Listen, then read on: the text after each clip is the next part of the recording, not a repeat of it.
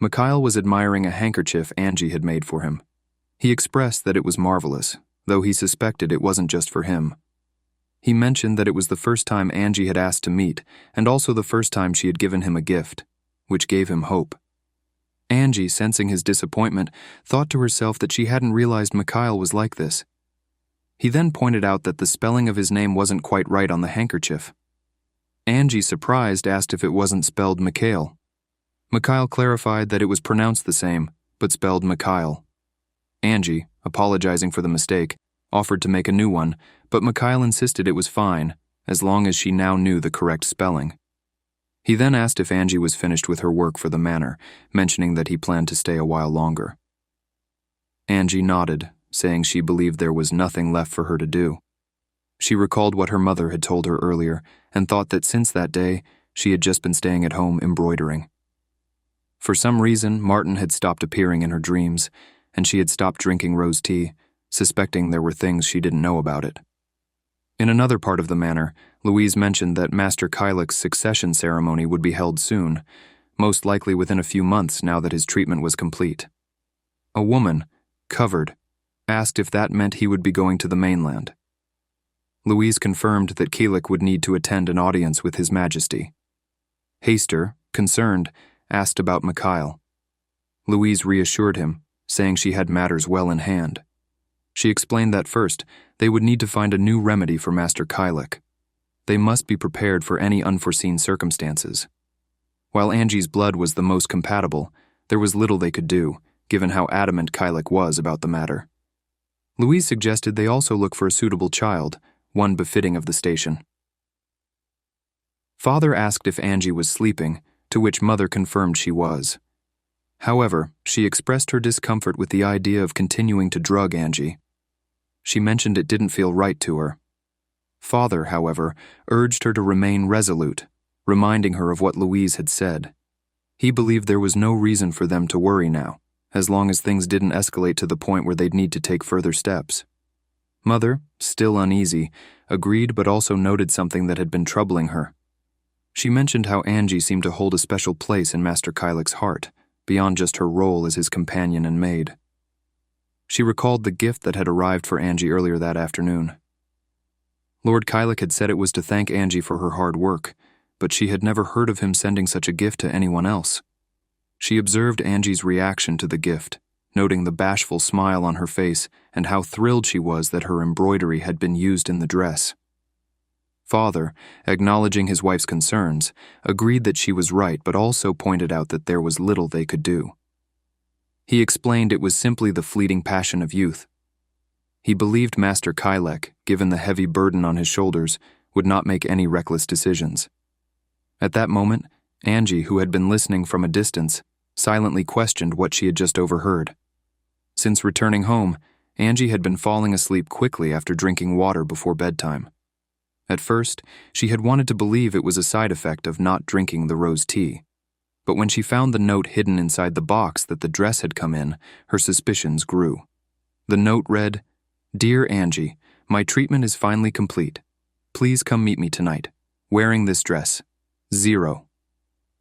Mineville be waiting for you at the entrance to the forest." The note left Angie with a sense of urgency and dread. She had a strong feeling that tonight she shouldn't drink the water her mother had given her. So Angie pretended to fall asleep instead. After changing into the dress, she ran out into the dark night, her mind racing with questions. She wondered why her mother had drugged her. Was it because she had told her about Martin appearing in her dreams, or because she feared her relationship with Kylik might become more serious? What exactly had she put in her water? And what did she mean by second step? Angie found it hard to think clearly, overwhelmed by the many things she still didn't understand. She began to worry that everything she knew so far was just the tip of the iceberg.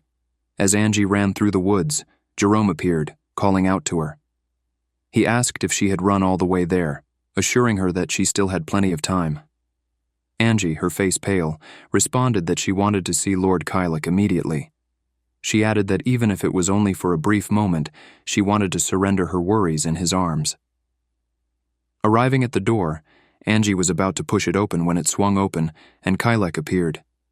She flinched, surprised by his sudden appearance. Kailek greeted her, saying she had made it.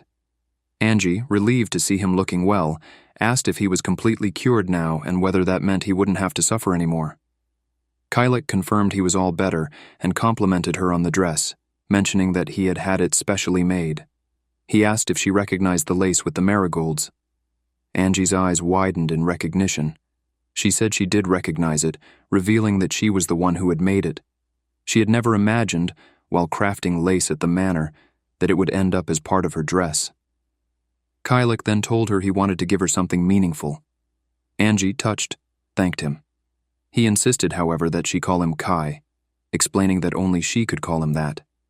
Angie, caught up in the moment, thought to herself, wondering if Kailek was aware of everything that was happening around them. Did he even know what people thought of them? Was he oblivious to the secrets hidden in the land? She hesitated, unsure if she could accept such a generous gift. Kailek, sensing her hesitation, reassured her. He told her she deserved everything and more. He explained that he had been waiting for his treatment to be completed so that he could tell her that, and he asked if she would allow him the honor of holding her in his arms tonight. Kai had removed all Angie's cloths, and he was over her, as he was about to remove more of her cloths. Kai told Angie not to be afraid and that she could push him away whenever she wanted. He expressed his desire to share himself completely with her. Angie thought to herself that she felt the same way and longed to touch him. Though there were many things she should be thinking about, she couldn't hold back any longer, at least in that moment. She just wanted to feel his warmth. He kissed her hands, and then he told her she would never know how long he had waited for that moment. After that night, they had been together repeatedly, thirsting for more. It seemed impossible to stop. Angie thought about how sweet his scent, the warmth of his body, and his breath were. She also thought about how the more they shared with each other, the stronger their longing became. Endless nights passed as they recovered each other's eyes and ears, submerging themselves in an ecstatic abyss. Outside the room, Martin stood, hearing every sound coming from within. He could sense Angie's grief as she accepted her gift. Angie remarked on how amazing the air felt, and Kai responded that it did indeed feel good. He asked if she needed him to carry her, but she assured him she was perfectly all right. He asked again if she was sure, and she replied that she was, though she still felt drained. Angie also noticed that Kai seemed to have become more sly than before. He grabbed her from behind and suggested they take a leisurely stroll, saying there was something he wanted to show her. Angie agreed. As they walked, Angie exclaimed in awe over the fireflies, and Kai asked what she thought. They had arrived at a seashore under the night sky. Angie marveled at how beautiful it was, calling it the most breathtaking scenery she had ever seen. Kai explained that his father had often visited this place with his mother before they were married. He added that she was the first person he had brought here since then. He reminded her of what he had said earlier about wanting to talk to her once his treatment was over.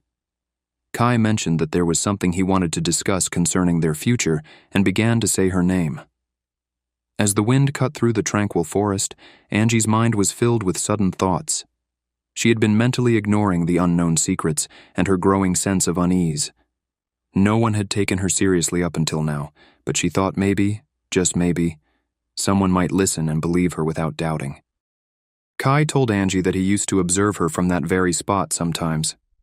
Angie, taken aback, asked him to clarify, expressing confusion.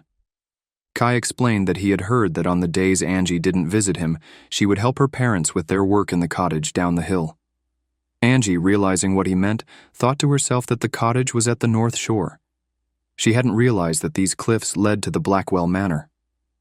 Kai continued, revealing that it was during those times that his feelings had started to grow.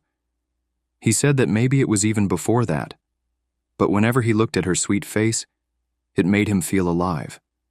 He added that he wanted to share this joy with her. He then asked Angie if she would go to the mainland with him. Angie was confused and asked him what he meant, saying that the mainland was still unsafe. Kai reassured her, saying that he knew she had been told there was toxic gas on the mainland, but that it was all false. He explained that there were countless people building new lives there. His succession ceremony would soon be held there, and once he received his title, he planned to settle in the capital. He told her there were many things he had been waiting to tell her, but had to wait until his treatment was over. Now, he could share everything with her, one thing at a time. He promised that everything he had neglected to do until now, he would set right. And when that time came, he hoped she would be by his side. Meanwhile, on the shore, a few men were wandering about. A girl ran into an embroidery group, asking if they had heard the news. The other girls had heard the news, which was about a naval ship washing up on their shore. The captain of the ship was said to have met Lord Kylek that day. The captain confirmed it, saying it was a miracle they were swept away from a storm and found themselves on the island, the very place they had been searching for. He explained that the waters around the island had been considered impossible to navigate due to the thick fog, which must be why the island had remained safe until now. He believed it was divine providence. One of the girls reported that the captain had said the world beyond Cullinan Island was safe now, though they still needed to observe the situation for a few more years. It was amazing news, especially since they had thought they would be stuck on the island forever. Angie overheard everything, and now knew about it. She reflected on how just last night, it had felt like an impossible dream. Kai had given her time to think about it, and he would be waiting for her. Angie thought to herself that it was a strange coincidence, almost as if it were fate. At least now, one thing was clear. Everything Martin had said was true. This meant Martin really did exist somewhere off the island, and it also made it more likely that what he said about the rose tea was true as well. She realized she hadn't been able to see him in her dreams because of the effects of the new drug. She wished she could find out more. It wasn't just that she wanted answers, but she wanted to help Kai as much as she could. He had been ill for so long that he probably didn't know much about what was really happening on the island. Angie then noticed Letica biting her thumb. She asked Letica if she was feeling all right because she looked pale. Letica replied by asking Angie if she had ever met Lord Kylek before. Angie asked Letitia what she meant by her statement. Letitia replied, stating that Angie probably wouldn't have had any reason to search, as such opportunities were rare. Angie, confused and unable to understand why Letitia had suddenly brought up Kai, thought to herself that she couldn't bring herself to ask Letitia about it. She had never seen Letitia look so frightened before. Angie offered Letitia her help, saying that if she ever needed it, she should let her know, no matter what it involved. Letitia thanked Angie, expressing that Angie was the person she cherished most in the world. Angie, reflecting on Letitia's words, realized, though too late, that she had made a huge mistake in that moment. Meanwhile, Kai was speaking to Jerome. He said that sometimes he found himself picturing the look in his mother's eyes when she gazed at his father amid the raging flames on the day she learned the whole truth. Kai thought about the words she would have exclaimed, her face so pale that not a single drop of blood remained. He said that his father genuinely loved his mother, but realized it too late. Kai explained that perhaps that was why he was so determined to avoid making any decisions that he would come to regret. He added that since Jerome was a devoted servant to his father, he wouldn't hold it against him if he chose to walk a different path. However, if Jerome stood in his way, he would suffer the consequences. Kai asked if Jerome understood. Jerome respectfully replied that he respected both Kai's wishes and those of his father, and that he would fully comply. Louise, who had been listening to their conversation, thought to himself that this situation wouldn't end well if it continued like this. He considered that it might be best if he took action first. As Louise walked away, Mikhail came out of a room and overheard everything as well. A fortnight later, the girls were talking about how splendid the Duke Manor looked. Angie was being called by the girls. The official announcement for Kai's succession ceremony was made. He was set to depart for the mainland with noble officers to receive his title. A 3-day banquet was organized for the residents of the island before his journey. Surprisingly, people didn't seem afraid of the mainland. Instead, they were intrigued by the idea of an unknown world. There was also tremendous anticipation surrounding the opportunity to finally see the face of the Duke, who had remained shrouded in mystery. It seemed as though everyone had been trying to suppress their curiosity about Kai and the mainland until now, as that was what was expected of them. It had probably been in Kai's eyes for a long time. Jerome approached Angie and called her name. Angie, surprised, asked if Kai wanted to see her. Jerome confirmed and asked if Angie would mind coming with him for a moment. Angie, eager to see Kai, said she would be right back and told her friends she would return soon. As Angie walked behind Jerome, Harold Durbin arrived with Letitia. Harold spoke to Letitia, reminding her that she needed to be prepared. He warned her that any mistake, no matter how small, would not be tolerated, as the future of their family was on her shoulders. Louise welcomed Harold, saying he had been waiting for him. Harold greeted Louise with a good evening, asking if they would be going straight to Lord Kylik. Louise replied that today they would begin by discussing a few matters with him first. Harold, following Louise, asked why she was just standing there looking like a fool and instructed her to follow him at once. Letitia, without hesitation, started following her father. Meanwhile, Jerome called Angie and said, "This way, Angie." Angie, unsure, asked, "This is—" As they reached their destination, Angie saw Kai standing there looking at her. Kai reassured her, saying that she could relax because no one could enter the place. He hugged Angie tightly, saying, "I missed you." Angie, feeling a little uneasy, asked if he was sure he had time to see her, as he must be very busy. Kai responded that nothing interested him more than being with her. Angie, holding his hands, confessed that she had thought a lot about what he said that day on the cliff with the fireflies around them. She admitted she would be lying if she said she wasn't afraid. Yet the idea occurred to her that long before Kai mentioned the mainland to her, even before she met Martin, she might have already been anticipating this moment, the moment she would step foot in the outside world, beyond the island. She said that when she heard Kai's words, the first emotion that surged within her was excitement.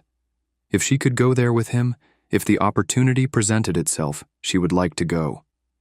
Kai, listening closely, seemed moved by her words and responded, "Angie, it does weigh on my mind that I will have to leave my parents and friends behind. But don't worry, it may take some time, but I will make sure that the people you love will eventually be able to settle in the capital." Angie, touched by his words, asked, "Really?" Kai, nodding, then asked if it was his turn to speak. Angie, curious, asked, "What is it?" Kai explained that he wanted to give her something, a sacred jewel known as the Sacred Tears. It had been passed down through generations of women in his family. His father had given it to his mother, and now Kai wanted to give it to her. Angie hesitated, saying she wasn't sure if she could accept it. Kai, with certainty, responded that there was no one else he would give it to. He had originally intended to give her a necklace and a ring, but tradition dictated that they exchange them upon making their vows. Angie, still unsure, replied, "Kai, are you sure? I have nothing to my name, and there's so little I can offer you. You are from House Blackwell, a collateral line of the imperial family, while I'm just me." At that moment, Jerome arrived and interrupted, apologizing for the intrusion, but saying it was time for Kai to go. Kai, realizing he had lost track of time, turned to Angie and told her to read the letter he had left for her. He said everything he wanted to tell her was written inside, and it should have all the answers she needed. He kissed her on the forehead, saying, "I'll be in touch soon. By then, we'll need to start preparing to leave this island." After Kai left, Angie took the letter and slipped it into her pocket. She thought to herself, "My heart is still racing. Whenever I'm with Kai, it feels like I'm walking on clouds." Suddenly, Mikhail came running, calling for Angie. "You're here. There's no time to waste. You need to go at once." Angie, confused, asked, "What are you talking about?" Mikhail, with urgency in his voice, told her that her friends seemed to be in trouble. As they arrived, they found Letitia lying on the ground. Mikhail told Angie that her friend Letitia seemed to be in trouble. Angie, rushing over, asked, "Letitia, are you all right? I thought you said you wouldn't be able to attend tonight's banquet." As Angie was about to touch Letitia, the girl slapped her hands away. Letitia, looking frustrated, asked, "Why? Why did you lie to me? I asked you if you had ever met Lord Kylik before." Angie, in a daze, remembered Letitia's earlier question and realized the significance of the moment. She asked, "Are you here to see Lord Kylik?" Letitia, in distress, replied, "You don't know anything. You have no idea how much I wanted to run away." Letitia hesitated, admitting she was scared, saying, "Father, I am feeling hesitant about this. I don't want to see Lord Kylik. Everyone says his face is as grotesque as a monster. Is it too late to reconsider?" Harold, hearing this, shouted, "Letitia, what the devil are you—" Louise, cutting in, said, "Don't be absurd. Your friend Angie willingly took on this role before you." Letitia, shocked, responded, "Pardon? What is Lord Kylik like? I doubt you'll answer me now after all those years of keeping it a secret from me. Get away from me. I don't want to see you right now." Angie tried to intervene, saying, "But Letitia," her voice shaky, demanded, "Go away." As the tension mounted, the letter that Angie had been holding slipped from her pocket and fell to the floor. Mikhail, observing the situation, quietly said, "Angie, I think you should come with me. Your friend will take care of Letitia, so there's no need to worry." Reluctantly, Angie followed Mikhail, but she couldn't shake the feeling that leaving Letitia alone was wrong. Mikhail, in silence, slipped the letter into his jacket as they walked away. The next morning, in Angie's room, her mother asked, "Are you feeling better, Angie? Your fever just won't seem to come down. I can't believe you've fallen so sick in the middle of summer." After the banquet, Angie had made several attempts to see Letitia, but each time she was refused. In fact, Letitia refused to see anyone, and Angie had ended up losing the letter Kai had given her. She was feeling foolish and distressed. Her father asked, "How is Angie doing?" Her mother replied, "She's better, but we will need to keep an eye on her." Her father then mentioned, "Yes, the medications Dr. Johnson prescribed seem to be working. However, it seems animal carcasses have been turning up near the woods again." Her mother, concerned, asked, "Have they been found near the North Shore as well?" "It's been a month since the last incident." Her father, lowering his voice, said, "Have you heard the news about Letitia? I happened to overhear while I was in the chapel. She will soon be engaged to Lord Kylik." Her mother gasped, "Oh my!" Angie, overhearing this conversation, flinched in shock. "What?" she exclaimed, sitting up on her bed. "What do you mean by that? Letitia and Lord Kylik are to be engaged." Angie questions her father with unease, asking if the news is truly correct. She wonders if the Blackwell house has officially announced it and if Lord Kylik is aware. Overcome with fear, Angie faints, and both her mother and father rush to her side. Martin, meanwhile, arrives at his grandmother Catherine's home by carriage. Catherine greets him warmly, calling him Philip, which strikes Martin as strange. He mentions that he hasn't used that name in years. Catherine is puzzled by his reaction, reminding him that Philip is his real name. Martin reflects on the years he spent avoiding it. Soon, Bryn joins them, introducing herself as Bryn and asking Catherine if she remembers her. Catherine appears confused, recalling a Brihanna, the daughter of a local store owner, but Martin clarifies that Brihanna is his fiancée and he's brought her to visit several times.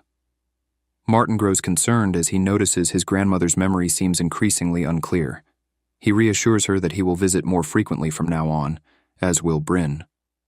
Martin offers to help with Catherine's chores, and as he cleans, he reflects on how surreal it feels to experience simple joys like this.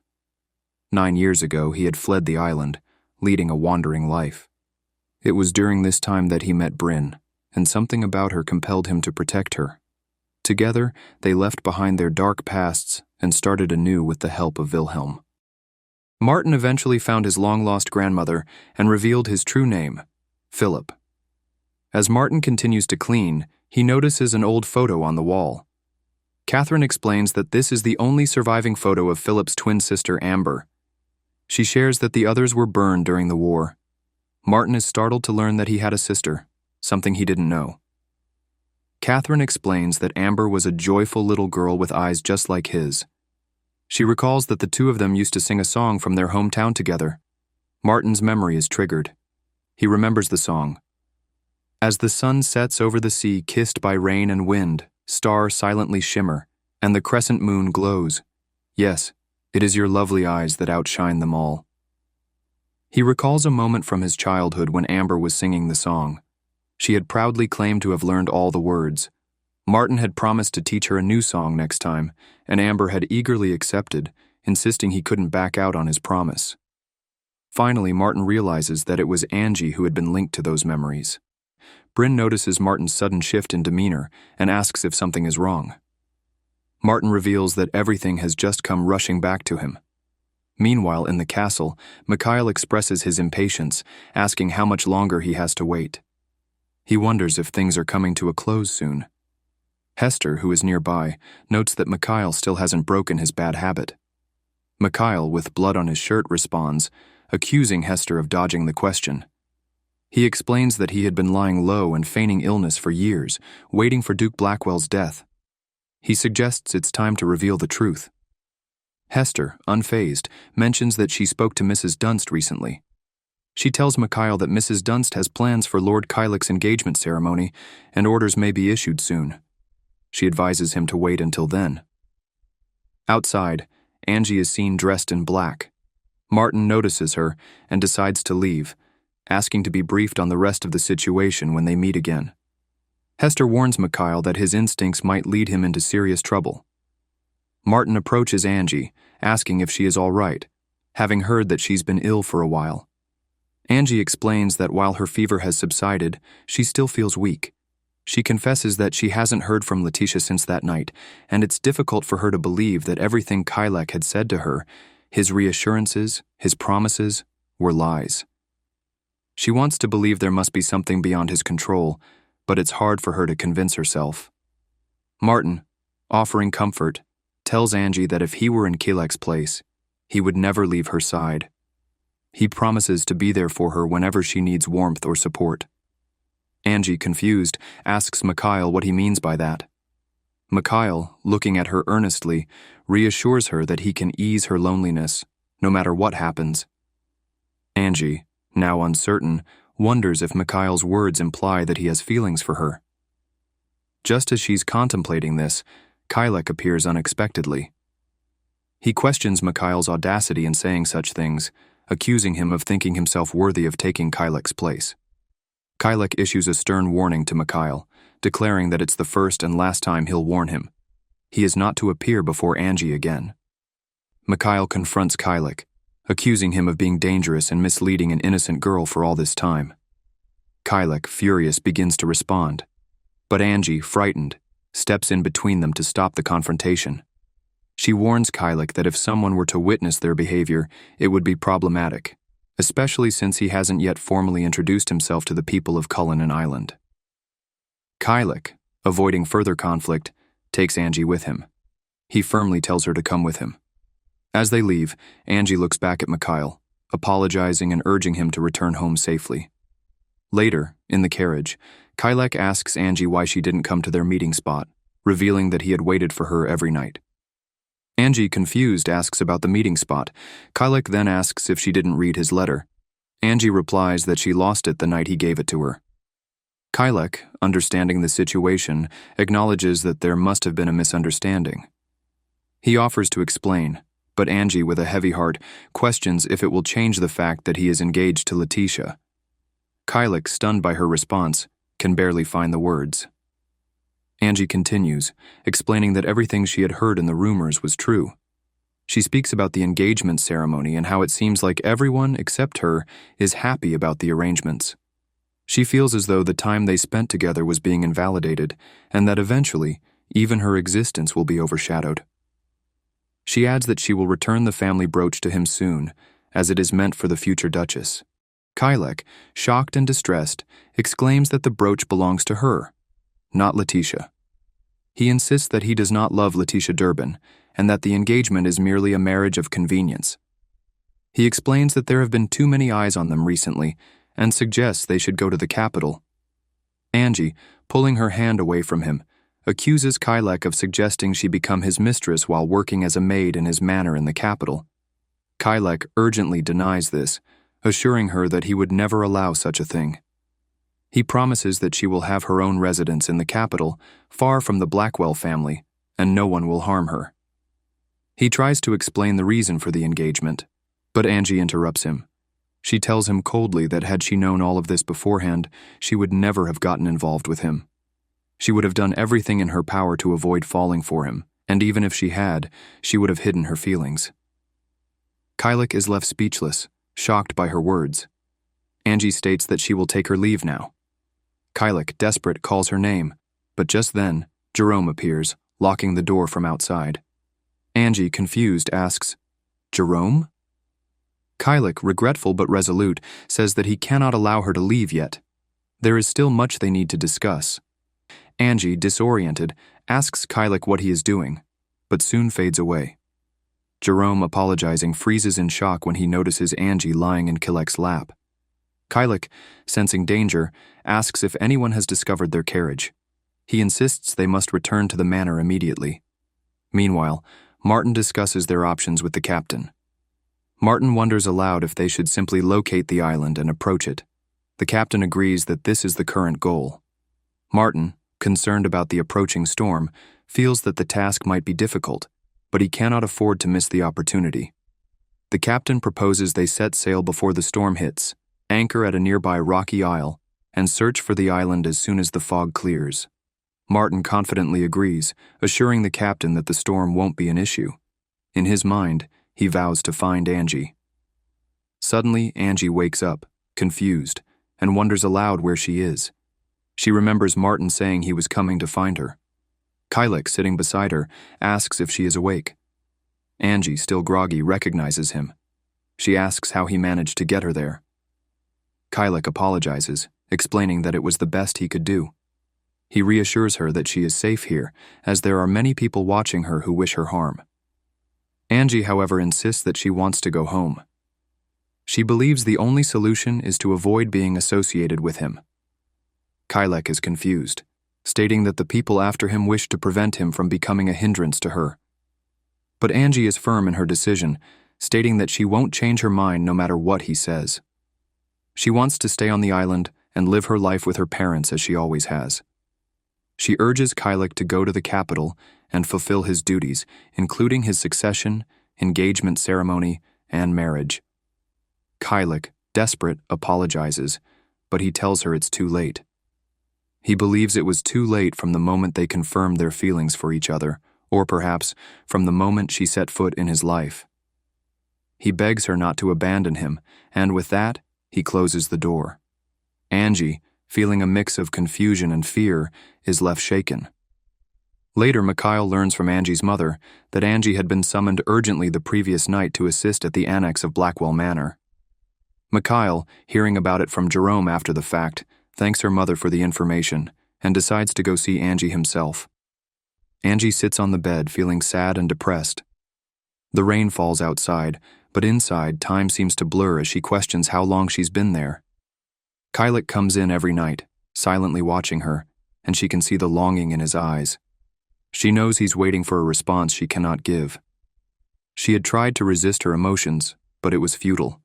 At one point, she even tried to end it all, but Kylek stopped her, his head buried against her for a long time, seemingly crying silently. Kylek, his voice heavy with emotion, confides in her about his family's dark past. He tells her that his mother was a sacrificial lamb to a curse created by his grandfather, a curse so vile that it defies imagination. His grandfather called it the sublime miracle, and after witnessing its destructive power, Kylek's father chose to hide it from his mother. Kylek's mother, Eugenia, had discovered the truth and confronted his father, demanding to know how such heinous things could be done. His father, overwhelmed by guilt, had tried to explain, but Eugenia was unforgiving. She declared that she would never forgive him, not even in death. Kylek's father lived with that regret for the rest of his days, and Kylek grew up seeing the weight of that burden. He then tells Angie that he never wants to experience the same regret his father did.